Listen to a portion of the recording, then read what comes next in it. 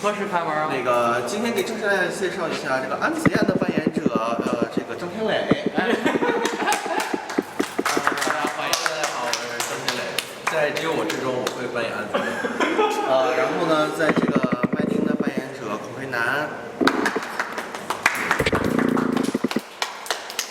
然后那个在只有我之中，我会亲自扮演妍妍这个角色妍妍。然后呢，美露呢会反串演苏小米然后同时呢，马瑶任这次的总导演，马导。我就自我介绍，我是这次的执行导演，叫黄天磊。执行导演。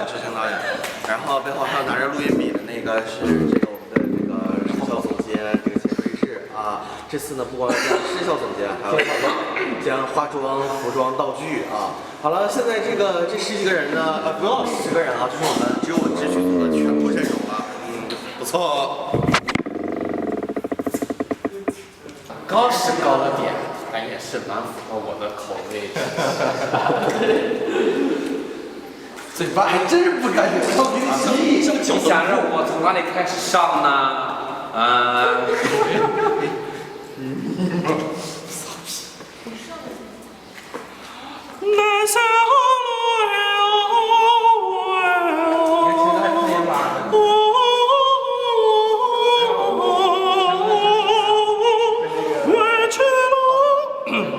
机器都该飘了。想给你们唱，我可爱吗？可爱就点点头。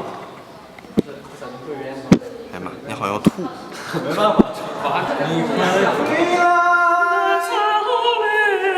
我听你找不着调了，你都。把我的思念带回来，你快回来，生命因你而精彩。你这么唱，你唱的太难听了，我真不想给你唱了。太难听了，是不是？是不是？你倒是唱，你来，你来。爱恨就在一瞬间。那换个歌，没换歌。海水石头一杯，我不知道你是谁。蹦沙嘎啦嘎。温柔了。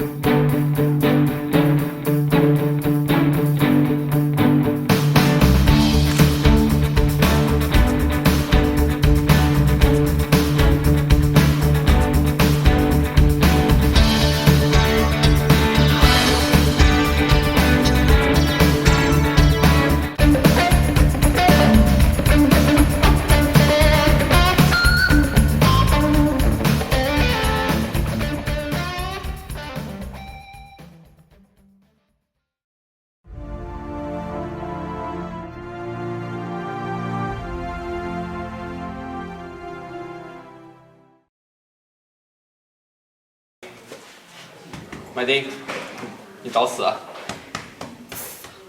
麦丁，找死！他说了找死。这才换的。这是不是多少一块？最后给拿走一张。好，不错。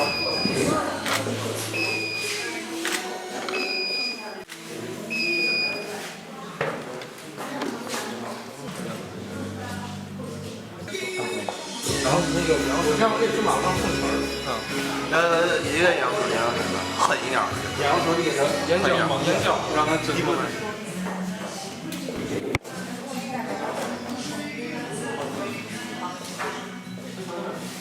Hello， 大家好，我是孔春楠，在只有我之中饰演安子燕。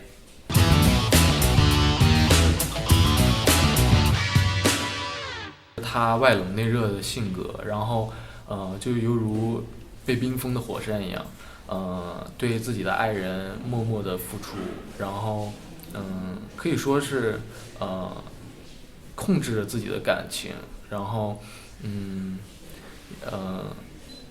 就是默默的对自己的爱人好，然后默默的去守护他、保护他。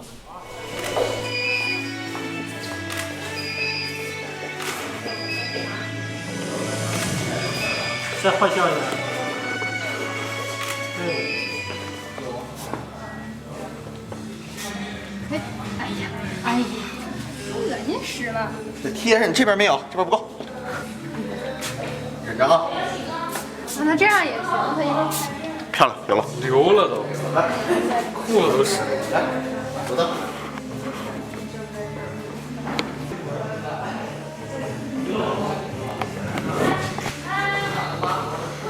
妩媚。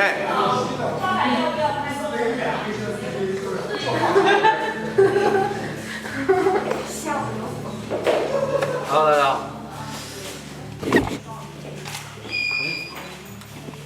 哎，对对对，不错啊，来感觉了。可以喷你一下吗？第一部的各方面都很欠缺，所以我希望在接下来这一部能怎么说呢？能让自己提升更高一个层次。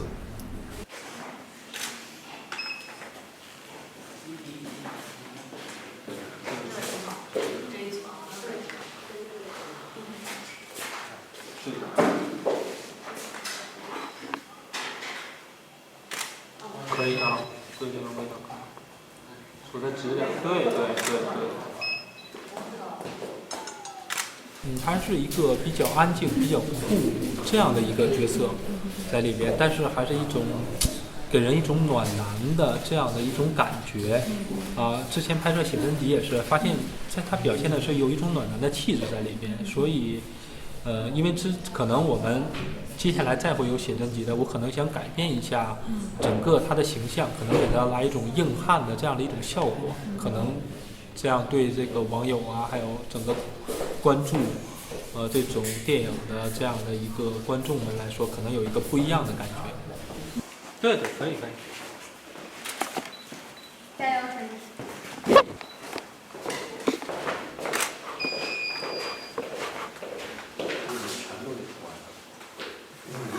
可以可以。这得陈老板都脱了的。对对，手部有点动作。定位就是也可以。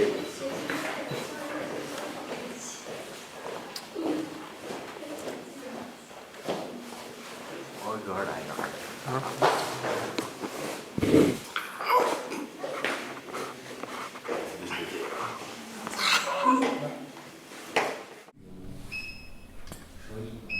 OK，补妆。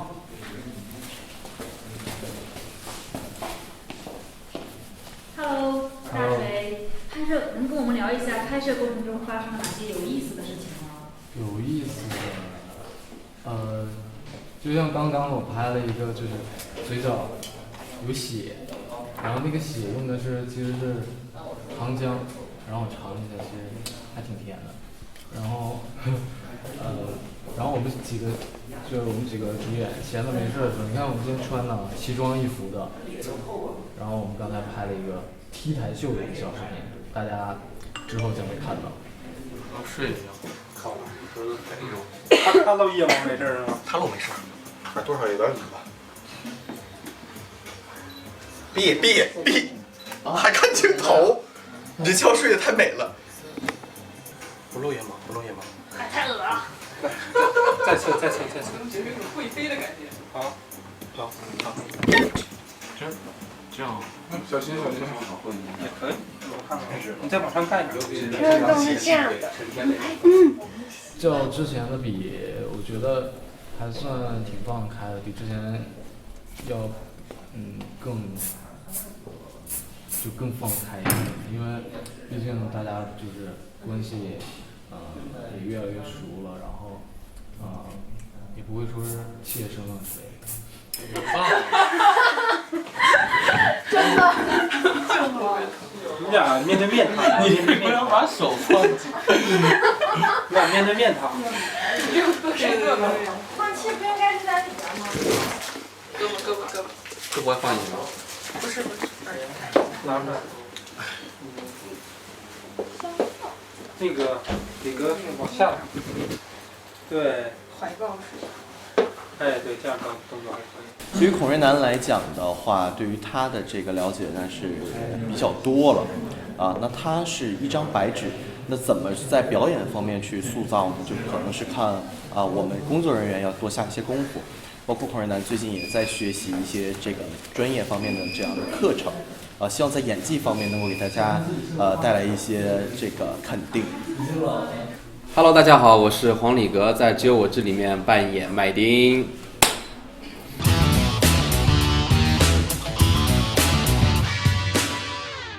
粉丝都说麦丁是个逗逼，这一点你同意吗？这点我同意。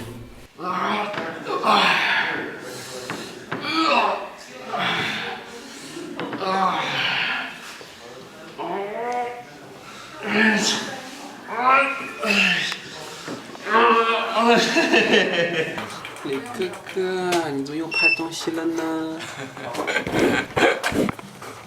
好，来上。那你对不上焦，闪电侠跟你讲。对，你也头都晕。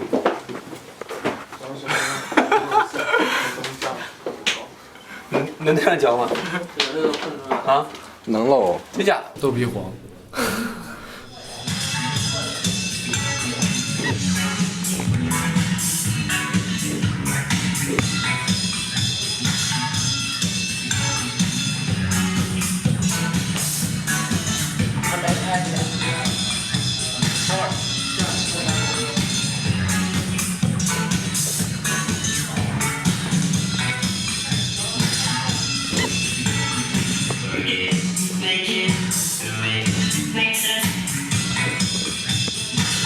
在剧本里面，就是这么展现的麦丁的这个形象的话，我觉得我在他身上应该学习的地方，是因为他很天真、很单纯，就是感觉有种就是不被世俗所污染的那种，就是特别干净的一个小男孩的形象。然后再加上我自己对这个人物创造以后，我觉得产生共鸣的话，就是因为这个角色是我创造的，所以他的共鸣就是他会跟我的本人就是有一些地方也还是挺相似的，就比如在性格上面方面，还有一些就是平时那些无厘头跟那个逗逼的行为，我会按照我的那个方式来进行创造。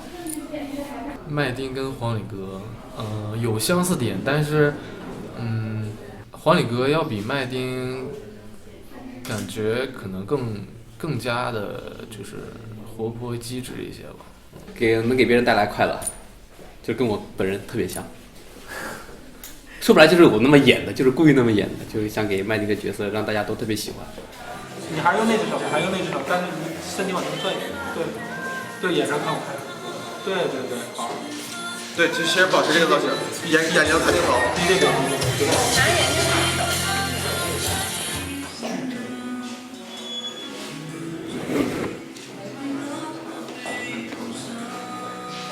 哎，非常好。哇！再转一点，注意点眉头，眼睛睁开，然后皱眉头。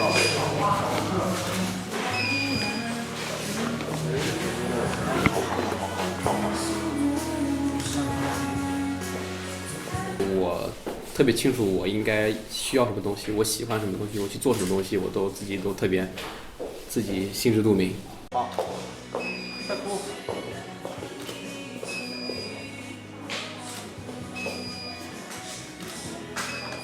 把自己的这些经历分享给大家的前提是我必须拿出在更多更好的成绩，不然每次演讲我都讲之前的一些东西的话，可能大家也会觉得没什么效果。所以就是在我传播这种能量的同时，我也得自己先让自己变得更好，所以才有更多的阅历给大家分享。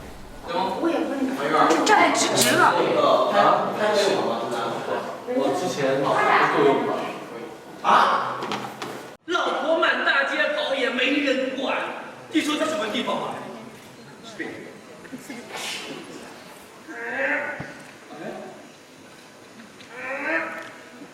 这什么病啊？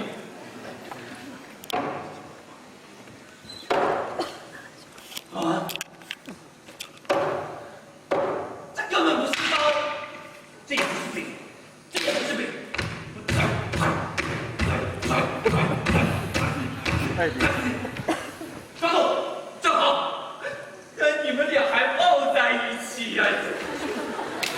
不许笑。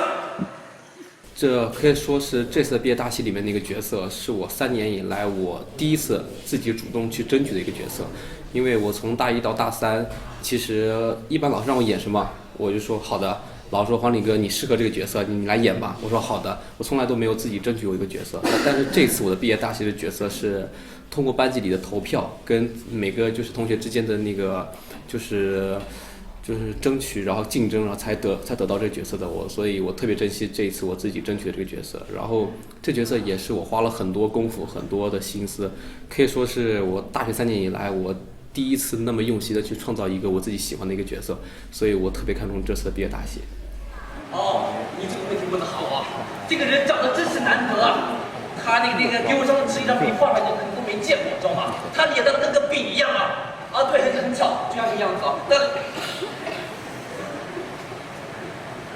啊，袁老板，你怎么也来了？对不起，我不叫袁老板。你不叫袁老板，你跟我装什么糊涂啊？您认错人了，我不叫袁老板。您真的认错人了。怎么了？他累了。累了就喝点水吧。水，谢谢你。他说他是从武林来的。谢谢你。说话，袁老板，你们一个人长得像就算了，怎么可能2个人都像呢？你们说，你们是不是约好来的？是，我们是约好来捕蝴蝶的。你无耻！对不起，他无耻，我8尺。你们怎么来的？我们是走路来的呀。你们走路比我滑手还快呢。我是先来的。我是后到的，因为我们家里有事儿。你们家？哎呀，你们都有家了，我死给你们俩看！我死！轻松。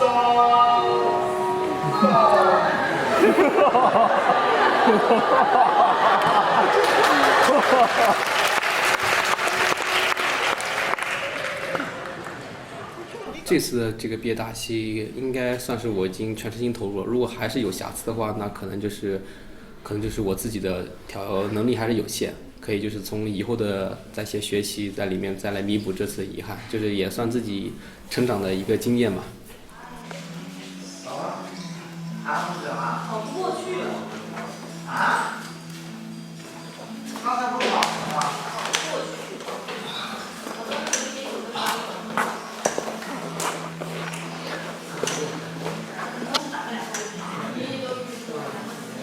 哎。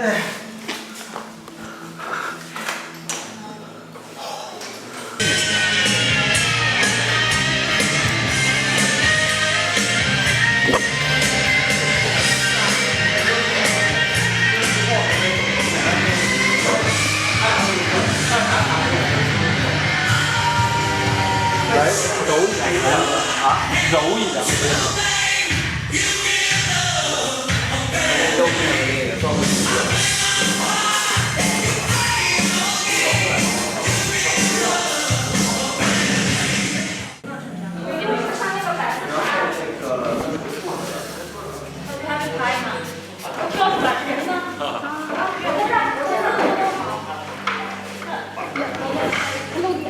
Hello， 呀，炸！哎，下次我送上。这是什么？是指蓝色跟蓝色还可以。不要拿。妹。可以。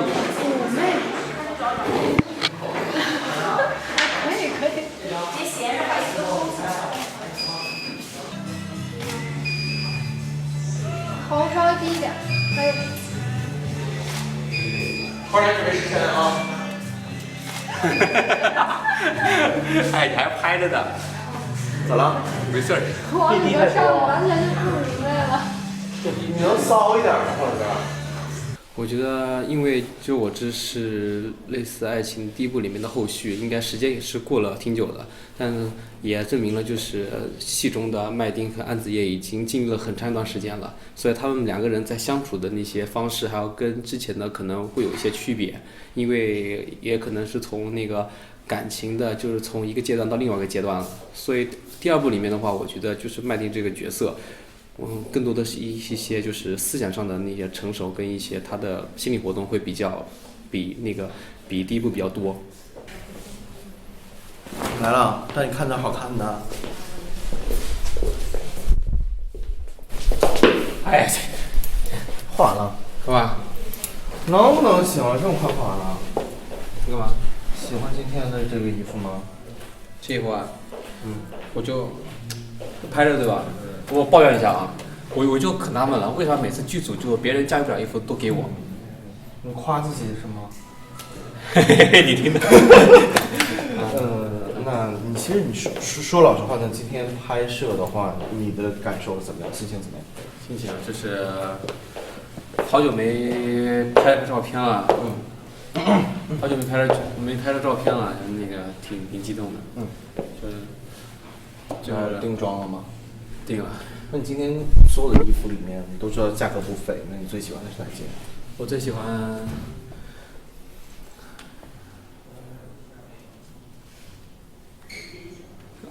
都不喜欢，都喜欢。我走了。不，那个我因为这件最贵是吧？那我喜欢就这件。没有，还好吧，反正我觉得，我跟你们说，来，镜头跟着我走哈。就今天大概问啥？那你喜欢哪件衣服？其实我那个衣服其实我都差不多，因为我这人不挑，就挺随和的，就有衣服我就穿，反正那个都得就是老欺负我嘛，就你看这衣服，你们觉得好看吗？来个全身，我就可纳闷了，就是我怎么我老欺负我？你看你们也记得第一部里面就是很多衣服，就感觉那个挺拿不，那怎么说？第一部里面有些衣服确实就有些不太好看，那些都不是我挑的。你们想找什么同款的都是我自己挑的，所以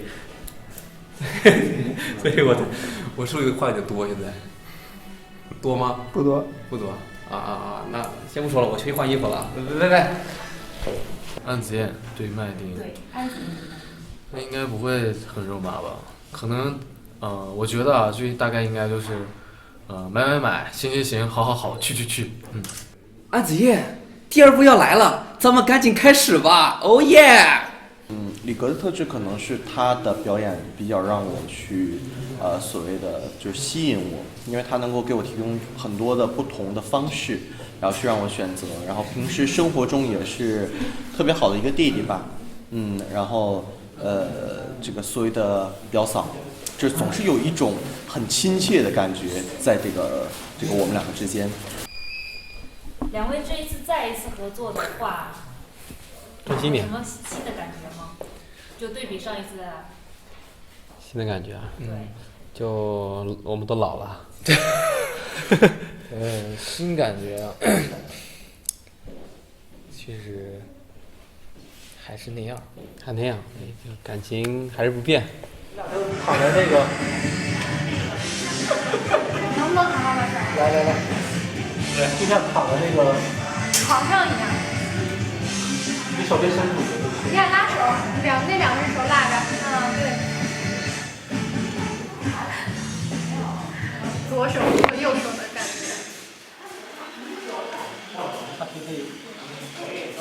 对，好。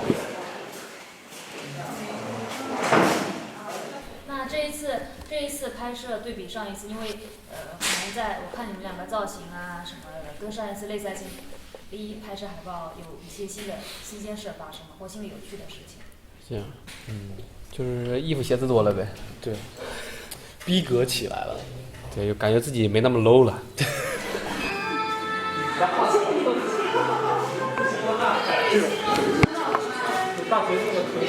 锤有点淡定了，太淡定了。我到底装不装？微着。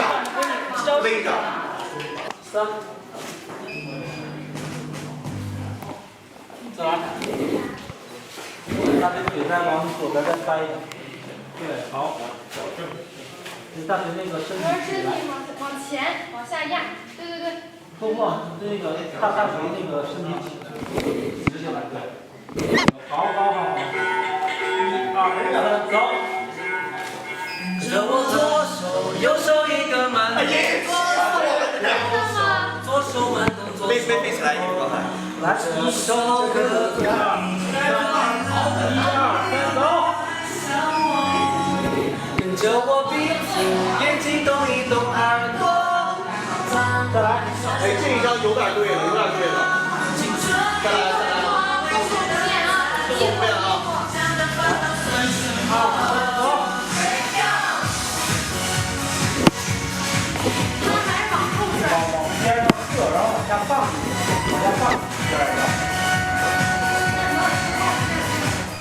虐吧，就是比第一部稍微虐一点，然后那个人物的关系再复杂一点，然后剧情更加伦理点，然后大家到时候看到我们就是这个定妆照之后，就发现，我嘴角会有伤之类的，就可以告诉大家可能会有动作戏。对，动作片。麦丁，你找死啊！麦丁，麦丁，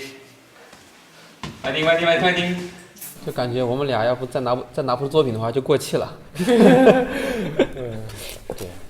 对，是时候了。对，是时候该出来那个什么那个兴风作浪了。他们给我的感觉是演技成熟了，然后造型也成熟了，样子也成熟了，然后对于第一次合作的话，肯定是相处会更加融洽，因为私底下已经挺好的了，没有之前的那么尴尬。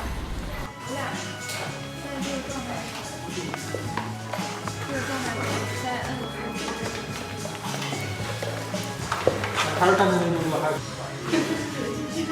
看到这样，看我输出吗？上期刚拿的吗？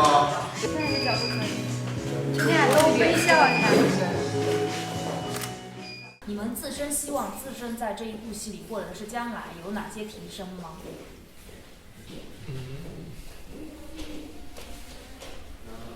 可以聊的也没事儿。提升那就是那个，比如说那个演技提升啦，然后这是情感提升啦，然后再是太官方，人气提升啦，对对，那就什么工资提升之类的。对喽，对。好，对着镜头可以强烈的表达一下你们的要求，让大家都知道。这一段会播出去哦。就是你说吧，我说太多了。想提什么要求，赶紧说。就对谁的要求？对谁的要求？可以对陈导呀，我刚才听到你们提到公司了。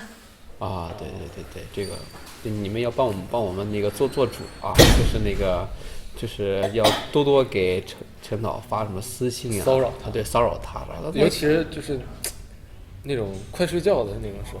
对，就是那赶紧收工啦，人家要休息啦，对吧？赶紧发饭吧，人家肚子饿啦，就说赶紧给钱吧，人家没零用钱花啦，就这种，挺好的。孔垂男呢，他比较就是阳光帅气，然后是属于型男那一类的。那还有黄帝格也是，都是比较属于型男这一块的。而且呢，我觉得他们两个就是以这种阳光青春，然后型男的这种造型上呀、化妆上、发型上都以这种为风格。大家好，我是董一峰，我在《只有我知》这部电影里饰演的是严严。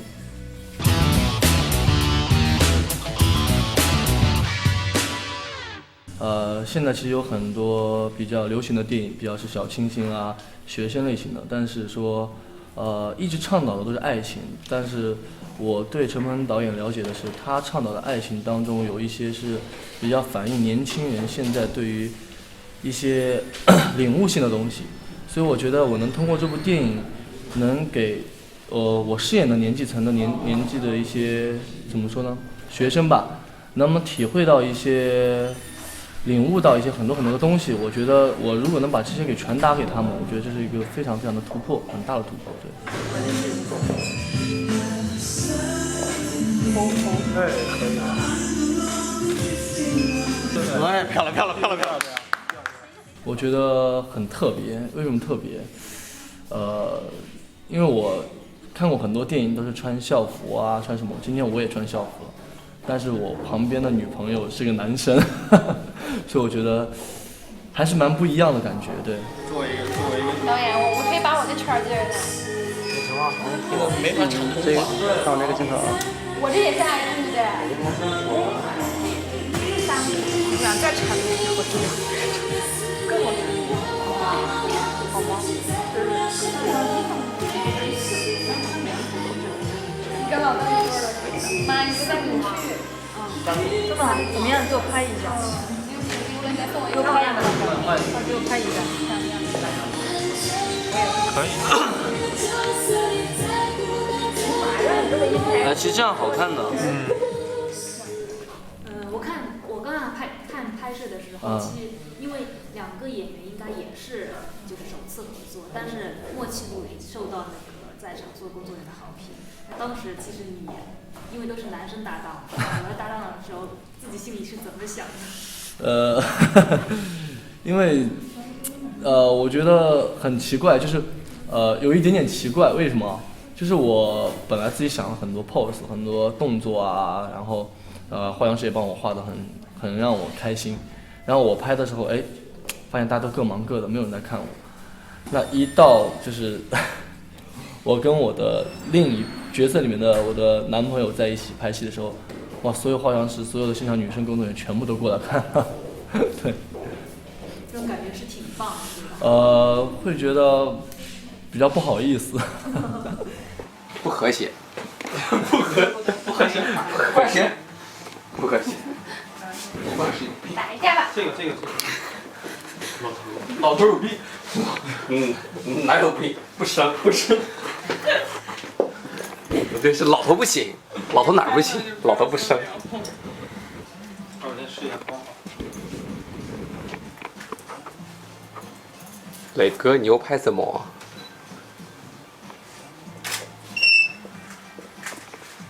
非常非常累，因为陈梦导演包括他工作室的所有的工作人员都非常非常敬业，所以怎么说呢？但是我觉得累是非常有值得的，因为我觉得他们每一步做的非常的细心。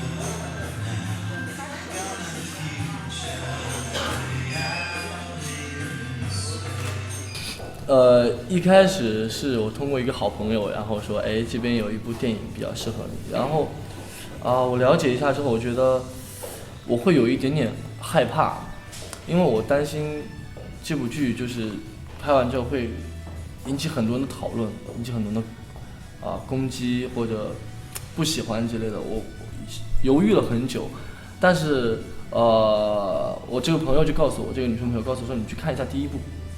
说我们拍的真的很不错，我就会觉得，其实也就是情情爱爱，会不会找一个同性的一个话题去博一个话题吧。然后我看了之后，然后我包括看了很多的网友的评论啊，大家的反应，让我感觉其实真的是带动了很多年轻人的一个想法，让他们知道很多正能量的东西。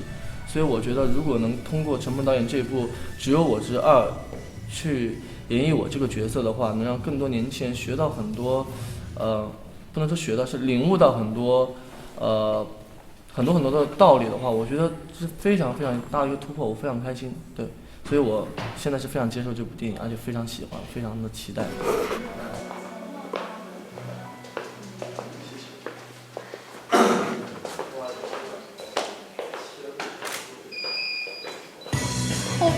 身体稍微正一点，对，可以。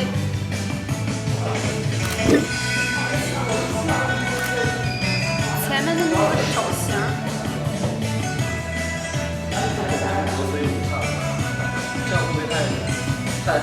第一次给我的印象，酷酷的，戴个墨镜。不用了，那化妆师可以退了。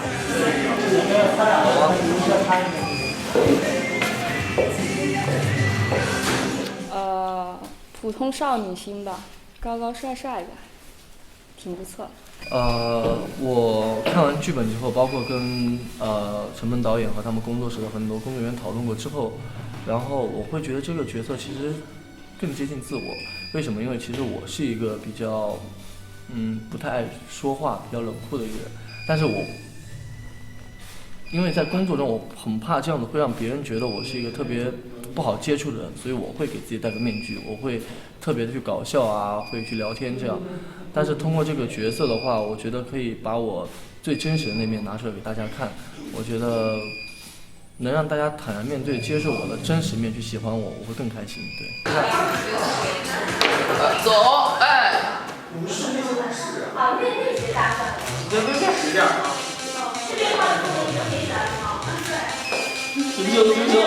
他的话，怎么说？我是抱着一颗谦虚的心态，然后向他学习。毕竟他是早我很多就出来，这个演艺道路上的一位，师哥，能叫师哥吗？前辈啊，我觉得吧，就是能和他搭戏的话，可以学到很多。当然，希望他不要嫌弃我。我觉得这个角色就是最真实的我。对，董玉峰来讲的话，就是之前也是很好的这样的朋友。那在这个定了马瑶之后，有一次我们这个在这个看朋友圈，刷朋友圈，突然看到了一张那个董玉峰的这个自拍照，突然觉得这个马瑶和董玉峰之间长相会有一些联想的这样的一个感觉。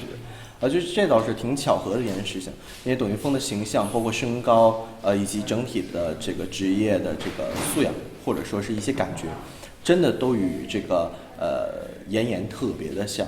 于是呢，也把董玉峰找来和马瑶一起试戏，整体的感觉我觉得还是挺不错的。别看了，哎呀，太好了，太合适你了。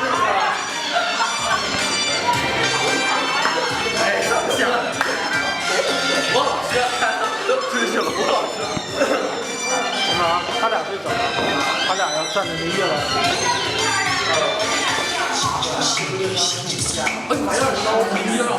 我想的是一个那个山崖嘛，然后后面是大月亮，就是马瑶是坐在那悬崖边，两个腿是耷拉下来的，然后那个董玉峰是背站在那个悬崖边的。但高度不一样，没有那个大平台，对，他腿大。Hello， 大家好，我是你们大表哥马瑶，我在《只有我之里》饰演苏小米。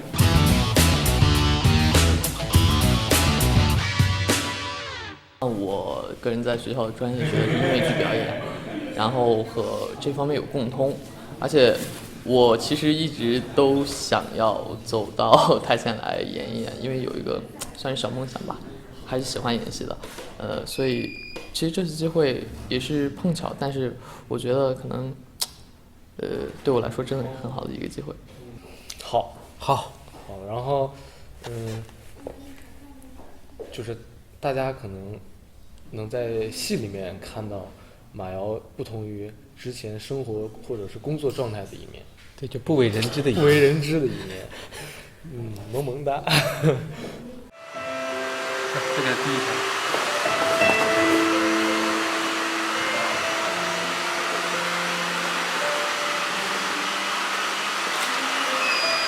后背靠这个。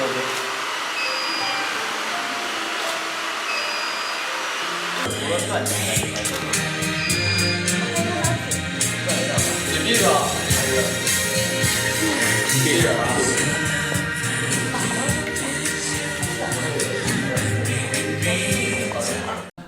肯定会有很多不同的声音、不同的想法，然后我需要来面对。我觉得吧，压力就是动力吧，能让我更加努力的学习，更加努力的变得更好，让大家能接受我。还在找衣服？还在找 DJ 啊，找不到了。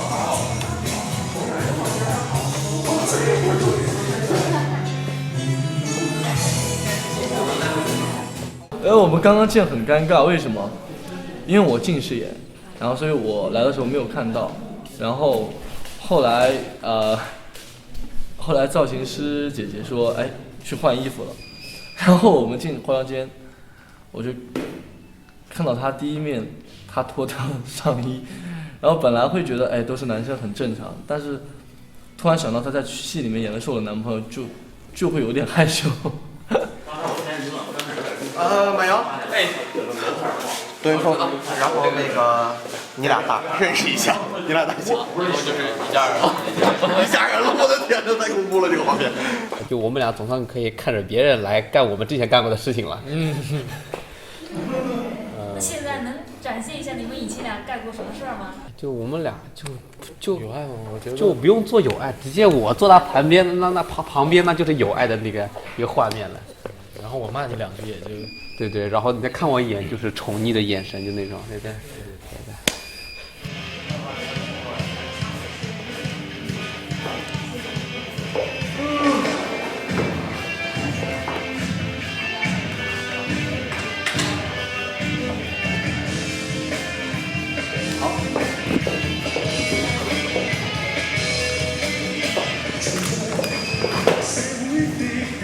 不管我做幕后还是做台前，我只会踏踏实实做我该做的事情。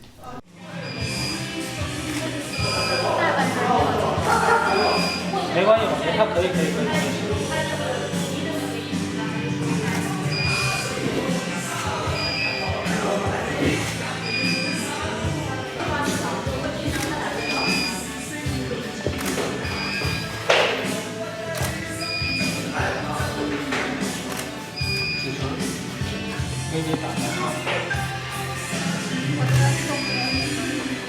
苏小米这个角色，我觉得他是一个能让人感觉到很温暖的一个角色。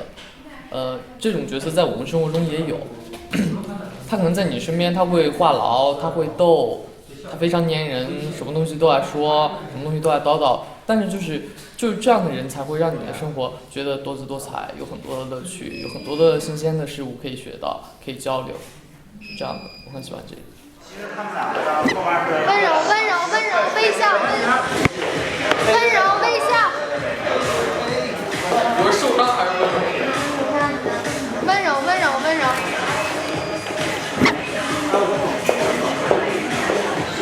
马瑶和董一峰呢，他们2个人我觉得都是时尚个性的，当然都有自己特点的帅气啊、风格什么的。但我觉得他们的造型上面呢，我会给他们往个性一点走。就他呀，其实还挺，那就恩爱呗。恩爱又怕俗，对，就感觉为了拍照而拍的。哈，我比较粘人，比较逗吧。其实马瑶来演这个苏小米这个角色，是比较意外的，是因为那个他在有一次对词跟我们整体的对词当中。我说那个马瑶，你替一下苏小米吧。然后其实是为了帮助孔仁南和荒里格对词，又有这么一段戏搭。没想到就是搭完了之后感觉还 OK。当时其实演员甄选已经结束了，但是真的是没有物色到我们心目中的这个苏小米。于是就是说，我说马瑶你来试一下。结果这一试，我觉得还是离我想象中是最为接近的一个人，因为想把这段戏舍弃掉，其实也不是很甘心的一件事情。大家好，我是廖美露，在《只有我知》里面饰演白小司的角色。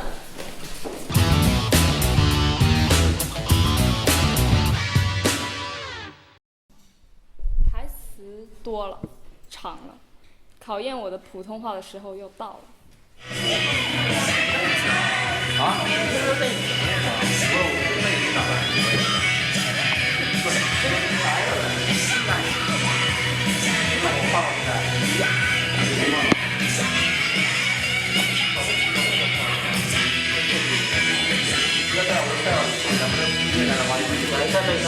手部动作稍微加一点，有加点没加的。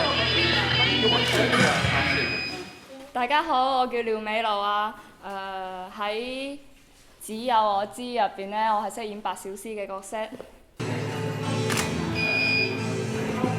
好看。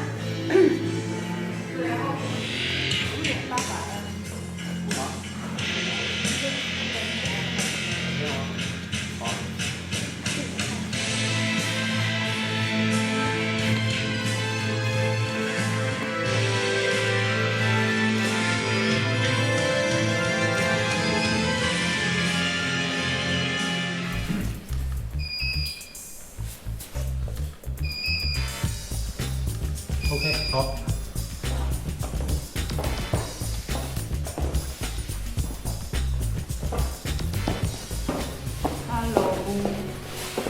Hello， 美露你好。你好。对于哇，这一次的造型很惊艳啊。那么今天作为拍摄中唯一一位的妹子，换了几套衣服之后，你最喜欢哪套风格？我看这一套也是特别的有感觉。对对对，中国风。中国风嘛。为什么呢？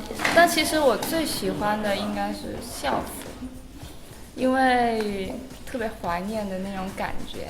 从上了大学之后就再也没有穿过，然后今天再次穿校服的时候特别有感觉，整个气氛啊，还有状态啊，就好像回到3年前还没高考的时候。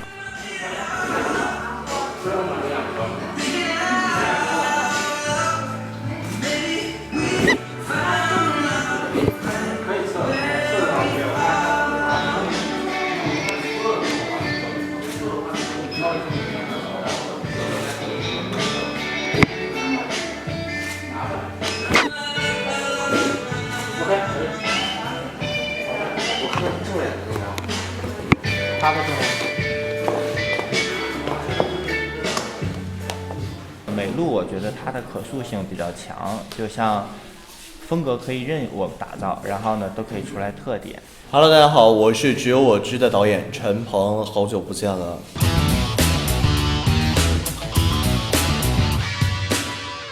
感受比较多的可能是对于新来的演员有一个新的认识，对于之前合作过的演员能够看着他们更加收放自如的去在镜头面前展示自己，我觉得这倒是能够让我比较开心的一点。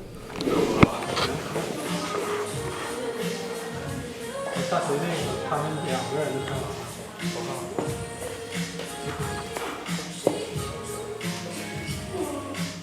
只有我知的话，应该是在6月末7月初就会开机。然后同时呢，我们也会在这个过程当中，给大家发一些这个所谓的花絮啊，还有我们所谓的定妆照，以及各种各样的一些资料吧。然后同时呢，片子呢也会在9月25号，然后和大家正式见面。然后和《类赛行1》基本差不多，然后在整个的拍摄这个结束之后，片子上映之后，我们会有一个全国的一个路演这么一个活动，然后也希望很多的朋友能够跟我们面对面的去交流这部电影。哎，你跟他配合拍一下。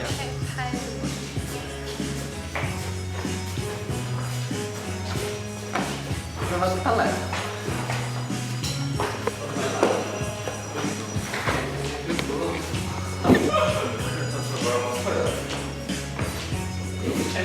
来。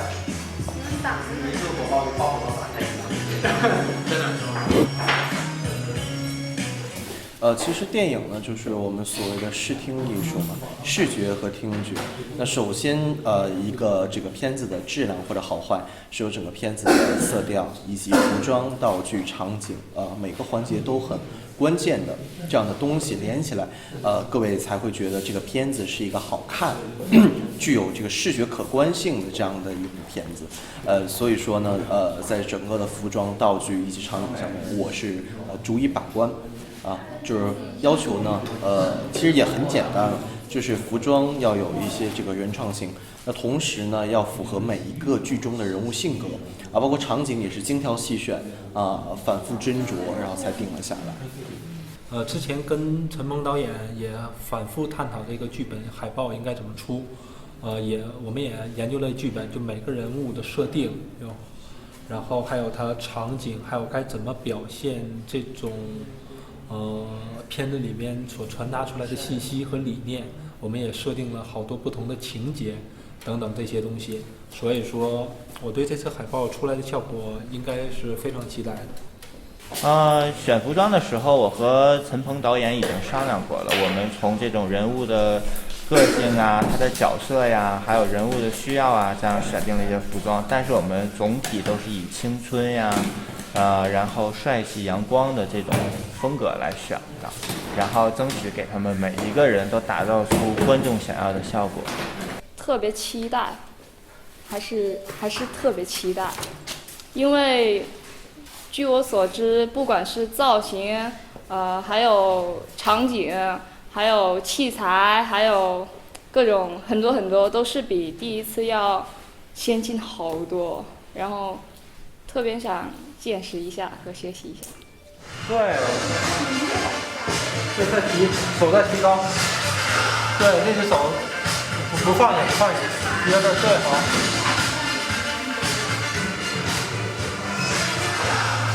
来，头往那边偏，往那边看，对，好。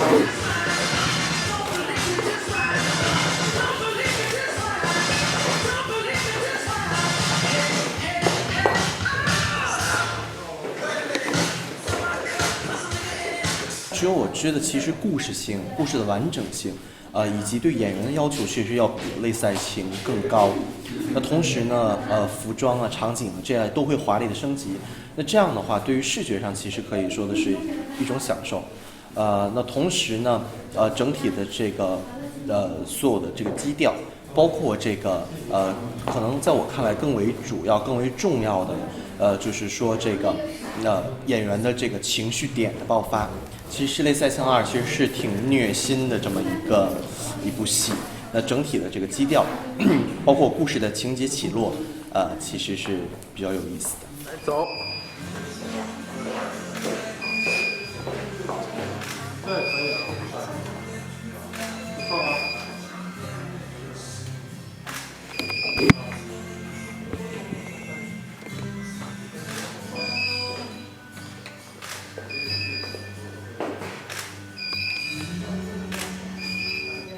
我觉得在整个的这个电影的拍摄当中，我主要起到的是导演的角色。那其实导演不光是要对整个戏的把握，还要对各个部门以及各种事情要有一个很好的处理的能力。可能这方面呢，我还有所欠缺，做的不是很好。那在未来的日子里，我也希望能够给自己一些机会，然后让自己更加的成熟一些去面对这样的事情。那在工作当中，其实要是处理2个公司的事情，其实事情还是挺繁琐并且挺多的。那在这个除了导戏之外，还要去经营2家公司，包括2个艺人啊。那拍了《只有我知》之后，可能我们会有新的成员加入。其实这方方面面的事情都需要我去调理，去料理。可能有些分身乏术，以至于忽略了一些细节。我觉得细节这方面做的也不是很好。那在《只有我知》里面的话，我想给大家呈现出一些比较完美的这样的一些东西，包括可能在《类似爱情1》里面出现的一些小失误，那在《类似爱情2》里面也会这个尽量避免。他们俩是属于让我点那边了。不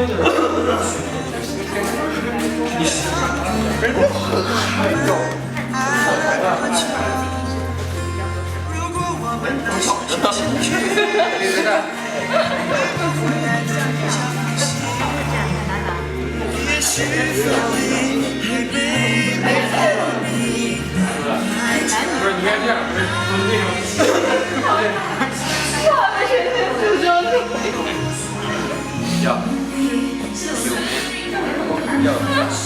我怕他全天诅咒他们。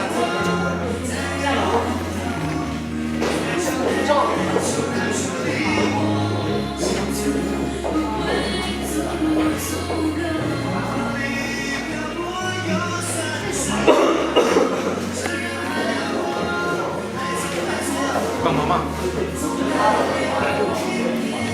我以为你去看他演唱会呢。好。还有一个呢？只有我知要在这个请别离开我前面去播放所以说呢我觉得这个只有我知需要给请别离开我这个充足的准备时间，要让只有我知能有一个很好的一个状态去拍摄。因为假如要是用到了这个相同的演员的话，可能是串组这样的事情，我们可以串得开，但是为了保证演员的整体的这个状态我们尽量还是要保证演员在一个组里面进行拍摄。啊，其实是这样，包括请别离开我的这些所有的准备工作，其实都已经就绪，只是需要串一下这个演员的时间，然后另外呢，也是跟我们的工作，包括我们所有的宣发计划，然后我们要合拍，然后这样的话才能给大家呈现出一部完美的作品。首先，我觉得陈鹏是一个非常有艺术气息和非常敢想敢做的人。我希望他的电影每一部都大卖，然后几位主演呢也一直健康这样帅下去，然后给大家多带来一些好的作品。50个人60一看，有人用了吗？肯定有啊。有啦。这个进入最小这个。行，够了。合照是吗？来，拍合照，来。来，大腿下去。专业项目。侧一点，大腿你的腿。大腿还是往前，还是身体往前看。对，你可以站后边一点往前看。对，好。对。再往出来一点，对。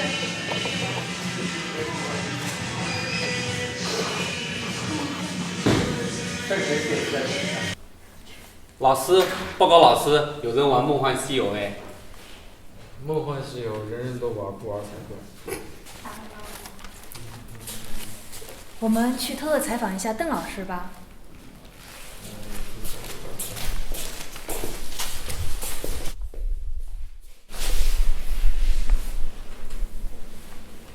Hello， 邓老师。哎 ，Hello， 大家好，我是邓一勋。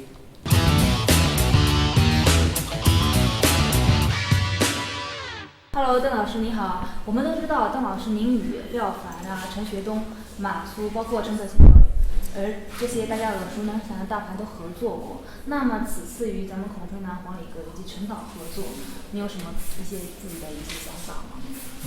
因为跟他们也不是第一次合作，因为之前拍过类似爱情他们那个写真等等一些宣传类的东西。我发现这一次拍摄的话，有他们本身成熟了很多，而且演技也提升了很多。给他们设定一个场景，他们很快就能进入到这个角色当中，然后很快，很好的就能把它演绎出来。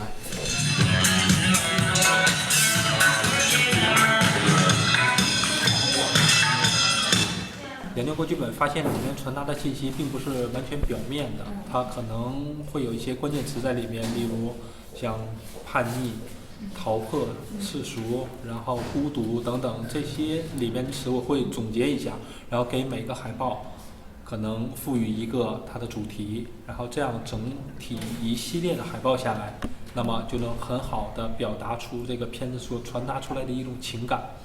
其他的演员就根据这个剧情的需要，因为所有的海报还是根据这个剧情靠它的故事内容去完成这种拍摄的。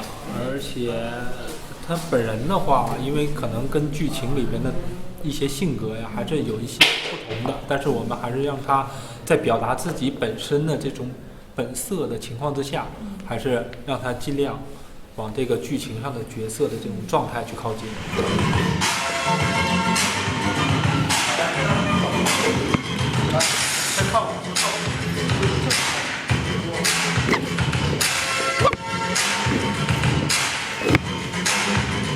之前可能李格没有跟您那个合作拍过写真，但是好像很多粉丝朋友希望就是李格也能单独的就是出一套类似于属于他自己的写真。那您觉得如果下一次有机会李格跟您单独合作的话，您希望给他塑造成一个怎样的形象，然后给大家看？我觉得他本身性格还是很外放的，而且他会有一些很好的表情在里面。那么我们可以给他拍得好玩一点，就是说利用很多道具，在一个不可能的一个场景，让他出现一个也相对合乎逻辑可能的这样的一种状态。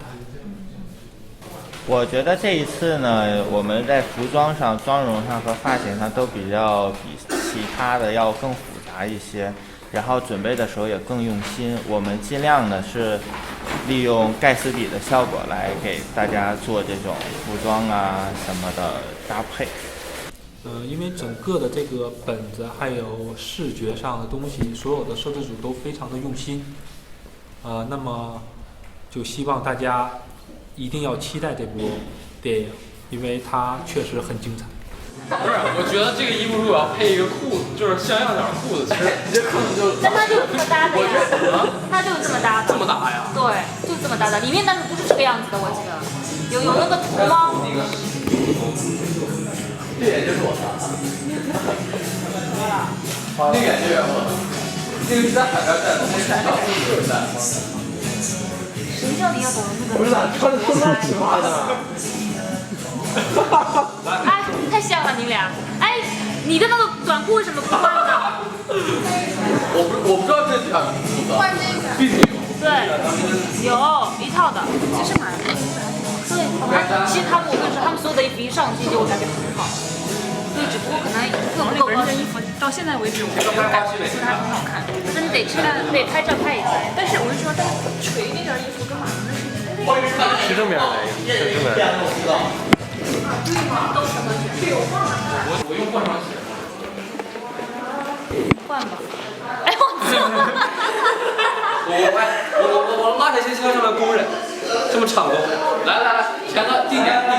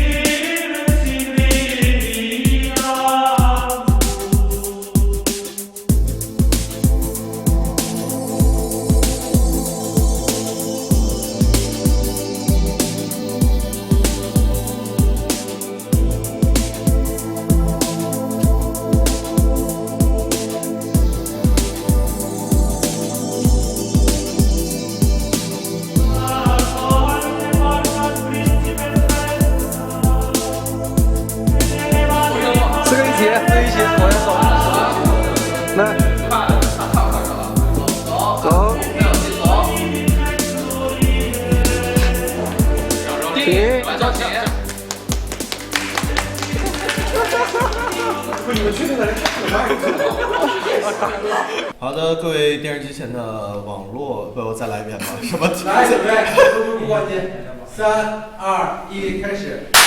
好的，各位亲爱的观众朋友们，大家也不知道你现在播出的这个时间是几点，不过我都要跟大家问好，大家好，大家好，晚上好。好的，简单的跟大家介绍一下。那现在我身边呢，就是这次这个系列影视作品《你是男的我也爱》第2季，也是类似爱情第2季，只有我知的5位主演，那分别跟大家问好吧。Hello， 大家好，我是孔垂南，在剧里饰演安子燕。啊，不是麦丁吗？公主。啊，好，来，黄磊哥。Hello， 大家好，我是黄磊哥。我饰演麦丁。好了，来，这个我最后吧，因为重量在这儿。然后 Hello， 大家好，我是廖美露，在剧中饰演白小思。那为什么白小思这次跟平时不太一样呢？这个感觉是我定的了。好，新朋友啊，我们隆重的介绍一下。Hello， 大家好，我是老朋友，你们的大表哥马瑶，饰演苏小米。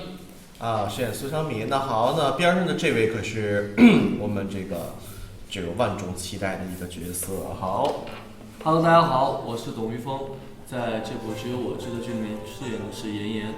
饰演妍妍。那也就是说，苏小米和妍妍的2个角色就是已经确定下来了，就是我们的马瑶和这个董玉峰。那好，那下面呢，其实我想你一定会有很多的问题想问我身边的这5位人啊。那我们马上就是可以接受一下这个提问。假如有什么新鲜好玩的事情呢，也可以通过微博来发私信，我们可以这个挑选一下的回答。在这里最后介绍一下，我依旧是类似爱情系列影片的导演陈鹏，在这次也是这个知道只有我知啊，掌声。马上你再往前凑点吧。啊，你再往前凑一点，你看一眼，这个站位。你要站到小司那块儿往前一点。知道了。像后期 P 上去对吧？对，像后期 P 上去的。这个站。来再来，好，关起了吧。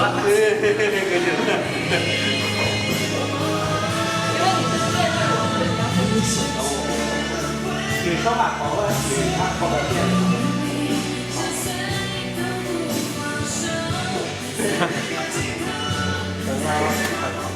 那个李哥，在我这边来一点。对。来准备。李哥头再往前去。对，好。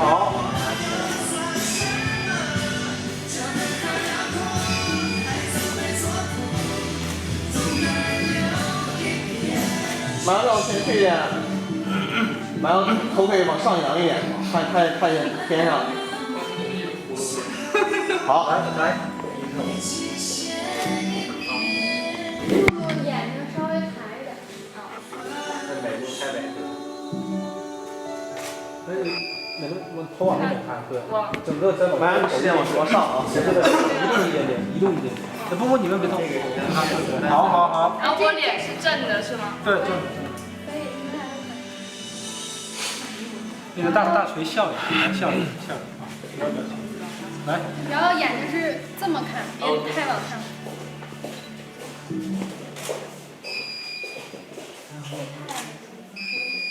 哎，马洋，再往这边一点，这边一点。对，再往这边点，谢谢。好，来好，来。那今天的拍摄内容的话，其实还是挺丰富的。这个我身边的这几个主创也都是这各显神通、各显其能。那先从我们这个董一峰，我们先感受一下。因为刚刚说有点潮，我觉得我们这套还不算最潮的。有一套真正的潮，是我们所有的衣服全湿了，然后在花丛中。扮演一个像花仙子一样的角色，花仙子一样。对，当然不是菊花的花。对，就谁出的这风格损主意？好像是我睡梦中，不知道怎么样。我说，既然我们是年轻的团队，可以吸取各个人的想法。我说，那大家已经看了第一季，然后好像觉得福利不够，我觉得我要。为大家讲出他们的心声，需要贡献给大家一点福利。好吧。好的，那这个我们这个董一峰，也就是妍妍的扮演者说完之后呢，我就问的是安子燕的扮演者孔雀南啊，你今天的拍摄你最大的感受是什么？我感觉你现在有点蔫儿了，可能是到时间很晚了。那个，我一会儿穿那个湿身那个动一下我就精神了。啊，你也要湿身？对。这个导演好奇葩，为什么都要湿身呢？对，导演口味比较重。可见导演是为了大家这个可看性，这想尽了奇招。你呢？你湿身了吗？是啊。你也湿了。你可见这个我们这个虽然题材在这还漏了，其实并没有。峰和马洋再近一点，两个人距离再近一点。好，来。突然保持住啊，别动啊！那个李格和那个马瑶头往前探一点，再探。好。端下来，那个，放把手放下来，不要端太高。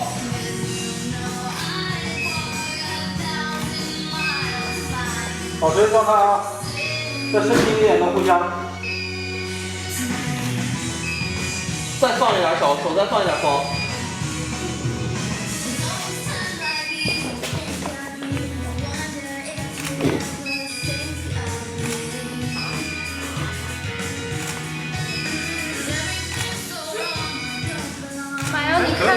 可以，非常好。兴奋啊！那这个问题呢，其实就有两个这个兽，我们来说一下。先是我们这个马瑶，你感觉现场气氛怎么样？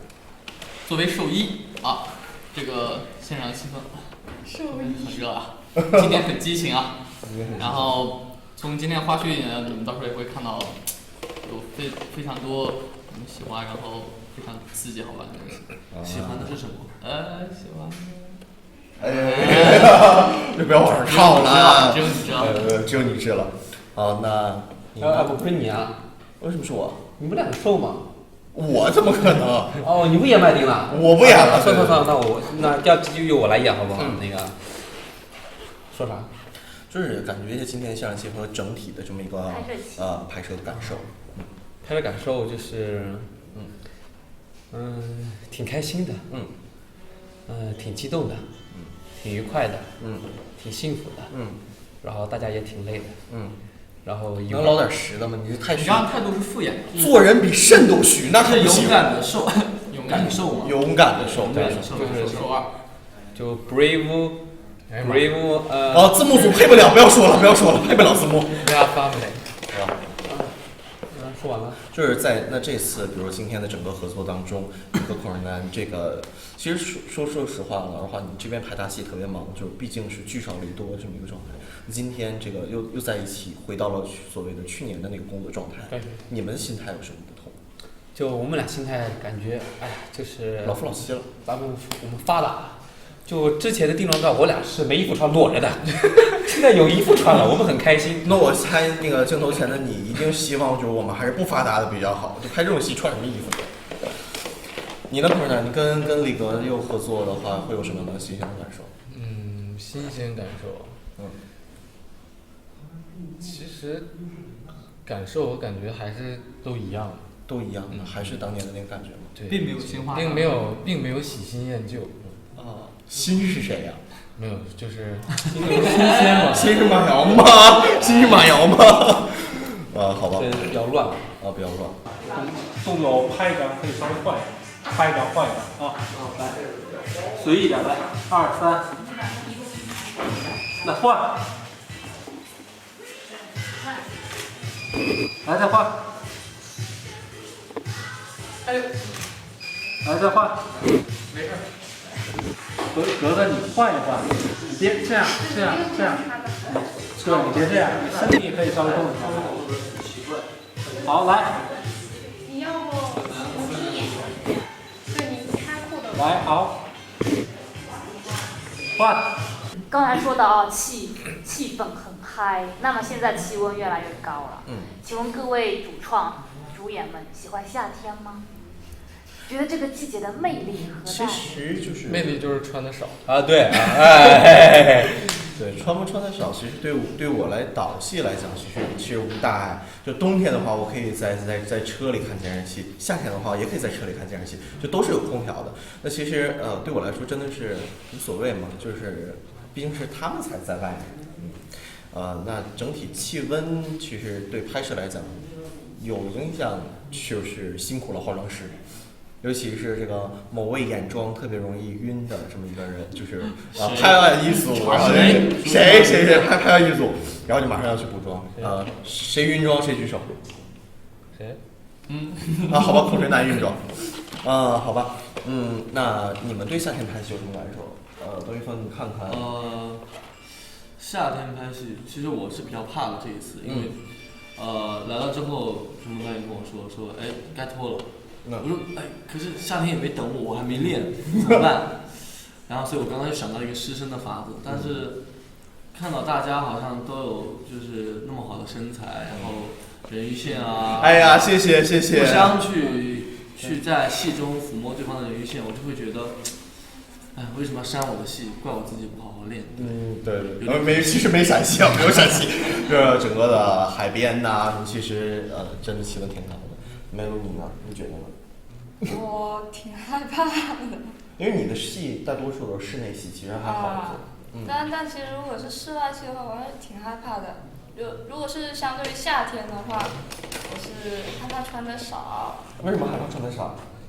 因为比较少。因为比较瘦小，对，比较小都比较少。因为女生的化妆嘛，然后出去容易妆花。其实跟美露就是选服装的时候，真的服装师真煞费苦心，因为所有的衣服放在她身上都是大。都不用带回去。对，包括她的这一件衣服，我觉得还挺好看的，但是大同版也都是在她身上有点略大。你们两个呢？这夏天来了会害怕吗？其实去年的这个时候，我们应该快到结尾的阶段了已经。对呀，我记得拍了一场冬天的戏，我也记得，就夏天拍冬天的戏，对，圣诞节，对，就都快把我捂出痱子来了。那这次呢？这次啊，这次的所有故事全发生在冬天。真假？不可能。你没看剧本吗？看了那部，所以里面没有冬天，都夏天，都海边戏哪有夏天呢？还好，一看就没看剧本，不认真。我没看过剧本。你呢，或者呢？对于夏天我觉得夏天就是中午比较容易困，中午比较容易困，对，然后尤其是像我们导演身体负荷量比较大，就我们很担心。不，就是我说了夏天对我没有影响，不要提我，我在空调里面，对，在空调车，空调容易犯困，对，这明显的羡慕嫉妒恨，一股醋意在我们剧组里开始蔓延起来。好，还有什么问题？讲到夏天的话，每一位主创推荐一个自己想去的旅游胜地吧，给各大喜欢你们的网友旅游胜地推荐一下。好，这什么问题？就是我们在拍戏，他问我们去哪儿玩好，什么问题？拍完戏，陈导请大家出去旅游。因为我其实是本来是很爱吃泰国的小吃，然后而且我们这部剧其实有很多泰国的粉丝，而且我们很有可能，如果说反响比较热烈的话，在泰国这方面我们会去泰国宣传。没错。那我就想说，那陈导既然愿意免费帮我包了我的来回机票加酒店，这去泰国吧。对，然后很开心，对，很喜欢去泰国，能够去带着我们的作品去泰国，还是更开心的事情。哇，太棒了！这话里话外之间就把自己的机票给解决了，说话的技巧真是。好，你呢，麦阳？我的话，其实我是个比较宅的人，但是有一个地方我一直想去，大溪地。大溪地是我一个非常想去的地方。新型的一个小岛。对。只不过这个咱们什么时候去大溪地宣传？这个大溪地人口稀少，我们这个可能没有那么多的粉丝。好，你呢，美露？我要求不是特别高，也不是特别远的地方，我就特别喜欢丽江。就有山有水，然后天气又好的呀，晚上还能吃一下。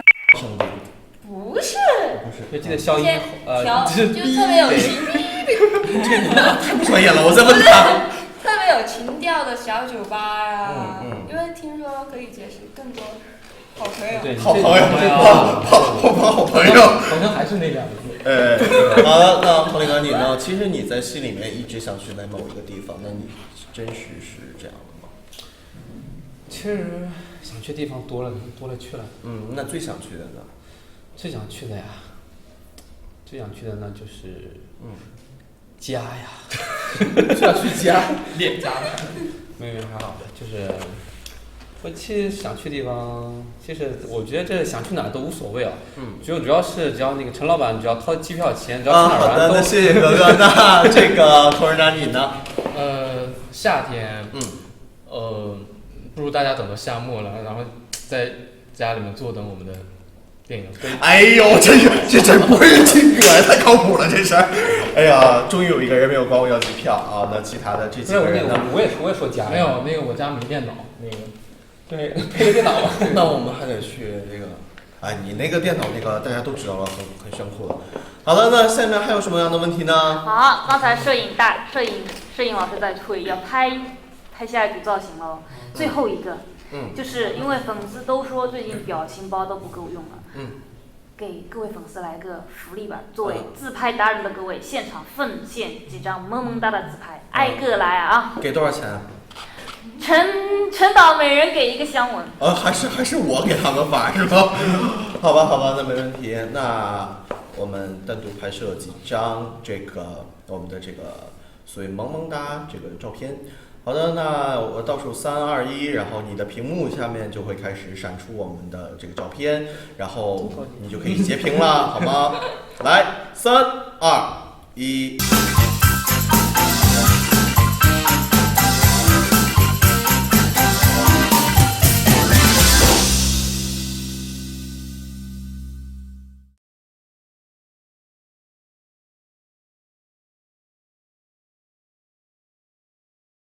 大家能看见，今天我们来到一个很特别的拍摄地点，那么镜头跟我一起来看一下，一探究竟。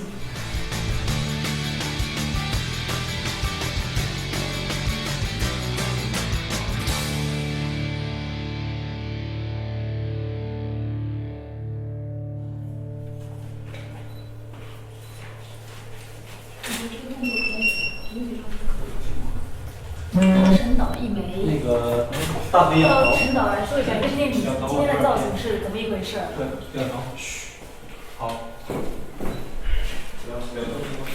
不是，还得给天天带好吃的买。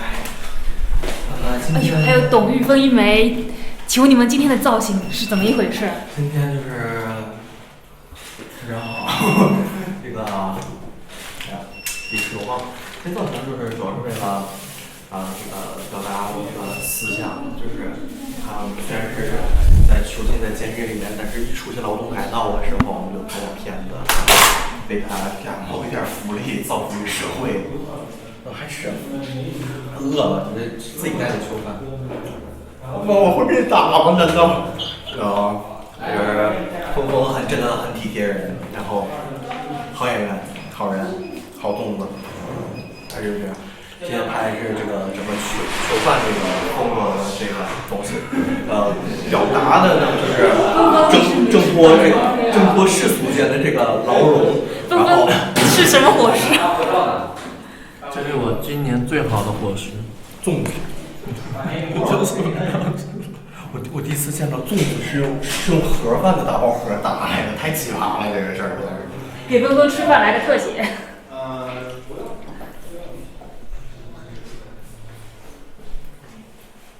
哎呀，人家吃饭就不要拍了，一会儿这说明抓住大水里，快跟我来！你这样吃啊？我这么吃。还是喜欢吃甜的。不是，哎呀，就是那个有肉。我们的男人现在在穿鞋。快偷拍一下。成了吗？成了，他拍4个人呢，拍4个人呢。男神，你拍完了吗？不是5个人吗？先拍4个人，再拍5个人，先拍一个。今天造型，刚拍完。评价一下自己今天的造型。今天造型啊，非常酷炫，非常的血腥暴力。我觉得，就对于我们5位来讲，今天在这个监狱里面，就好像是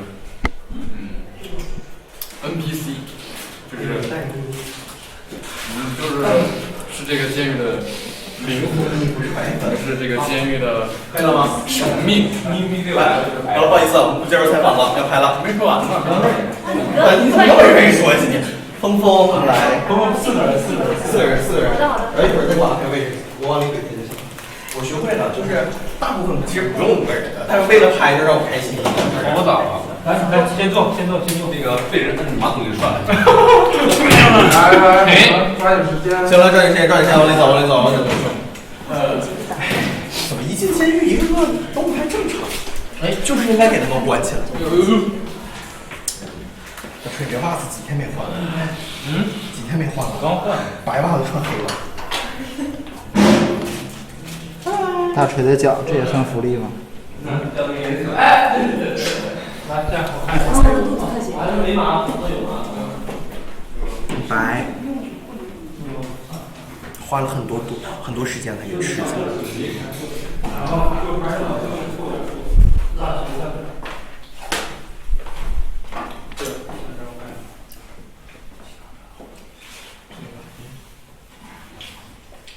哎，顶哥你上。小心啊，结不结实？结实上。这就跟素人差不多。对，中间起来。小心点嘛呀。我觉得从这边上就。慢点啊。你上次坐在这上面就行。坐在哪儿？是在上铺的兄弟。坐在这儿，然后那个放往这边，放这边，这边。我吗？你对这边来，你脚搭一下。往会不会挡他？可以现在。那花絮再拍的话，对着花絮。封起来，站台干。对，好，靠着，好，就整个更高一点。看一下啊，吹在这儿，来，这儿过来，吹在这儿，对。你这边是娱乐我，我应该在上面，你一直向上。那边。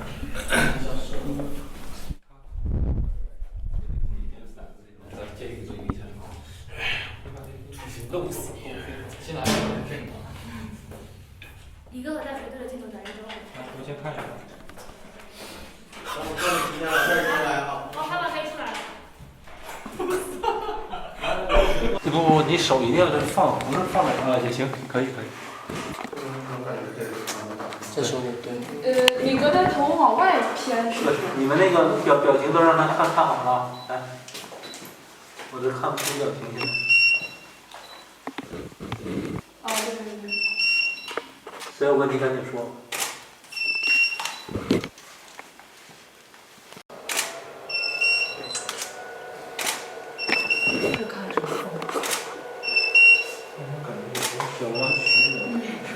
有吗？可以，因为他现在可以啊，来，我再来最后5张来。凑合着用吧。对，是。5，都状态的好一点啊。4。张照一直类似这样，看到我抱的时候会好一点。3。之前就这种调调。峰峰那的光线有问题，好黑，它没有那么黑。对。啊。这张确实是蛮。不是，他在往外伸，你得往外伸。对。对，缩进去来。你得往外伸。出来点，对，出来点，往上挺，来5张啊，5、4，格格抬头，3，再抬起来点，对，2、1，好。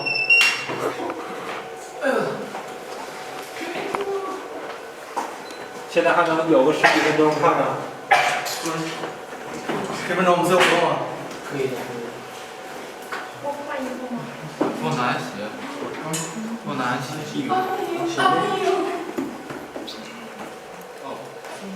等一下，你卓玛要拍那种尴尬的细节，尴尬的时候。尴尬的。不准拍。拍什么？大哥，拍他！啊！跟摄影大师已经打起来了呀。你我手机呢？过了。到时候就在放。你手机呢？这过了吗？